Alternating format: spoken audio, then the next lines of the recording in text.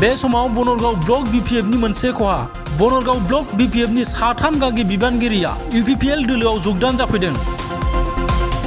गोबाव सम बनरगाव ब्लक बीपीएफनि बिबान रुजुननानै गोख्रोङै बीपीएफ दोलोनि थाखाय हाबा मावबोनाय साथाम बिबानगिरिफ्रा बीपीएफ दोलोखौ नागारनानै दिनै यूपीपीएल दोलोआव जयेन जाफैदों।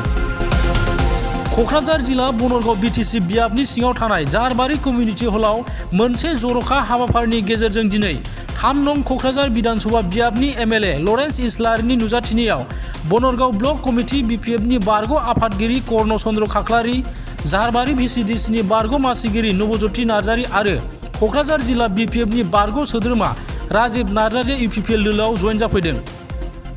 दिनैनि बे जर'खा जयनिं हाबाफारियाव एमएलए लरेन्स इस्लारिजों लोगोसे बनरगाव ब्लकनि टिसिएलसी मासिगिरि रबिराम ब्रह्म, क'क्राझार जिल्ला यूपीपीएलनि गाहाय नेहाथारि सुरज मुसाहारि, क'क्राझार जिल्ला यूपीपीएलनि बुंथिगिरि जनक उजिर, क'क्राझार जिल्ला यूपीपीएलनि नेहाथारि राजु कुमार ब्रह्मजों लोगोसे जारबारि भिसिडिसिनि गोबां दैदेनगिरि सोद्रोमाफ्रा बाहागो लायो।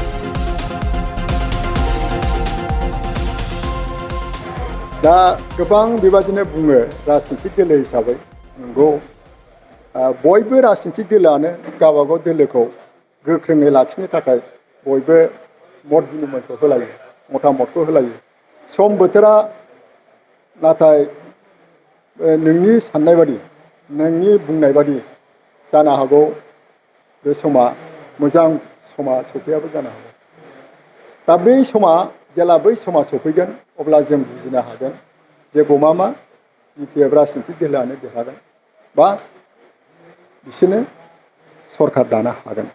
जानो हागौ बै समनि बाथ्रा, खिन्थु नैबे समाव आं नुनो मोनदों, नैबे समाव आं बे समाव आङो एसे अबजार्भ खालामनानै मोननो हादों माखासे गोबां माने जिखिनि दङमोन फुराना बीपीएफनि वार्कारफोर दिनै फारि फारि दिनैहाय माने यूपीपीएल राजनितिक दोलोआव जगदान होनायखौ आं नुनो मोनदों।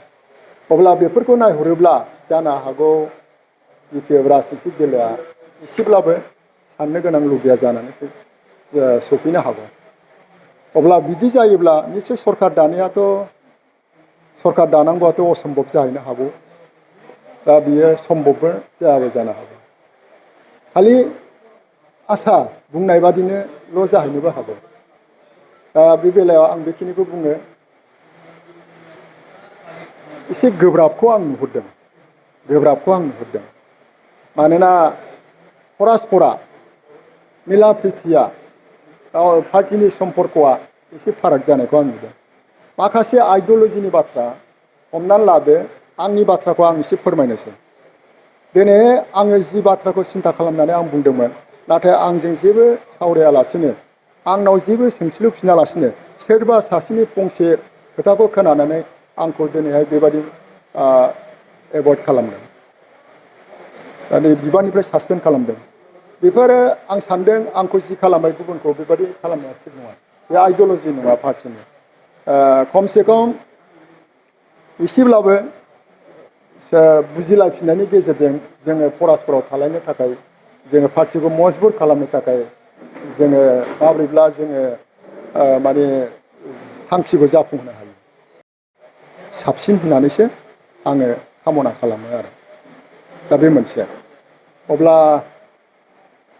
नायनि यूपीपीएल राजनितिक दोलोनि जिथुनाखि आदर्श, जेनाखि जेरैबायदि खामानि मावनो थाखाय आगान सुरदों, जानो हागौ बे बोसोरथाम बोसोरब्रैयाव बिथांमोना जेरैबायदि जानांगौ बे रोखोमखौ जे हाजोबद्रायथारगोन बेबो नङा।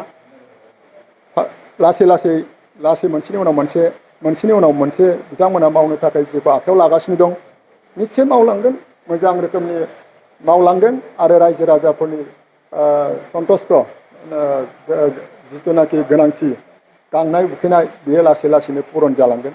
बे पार्टिनि यूपीपीएल पार्टिनि सरकारा जुदि थारैनो आरोबाव मोजां समखौ रायजो सालायनाय समखौ मोनबावोब्ला निश्चय आवगायलांनो हागोन होननानै आंहा दृढ़ बिसास आरो।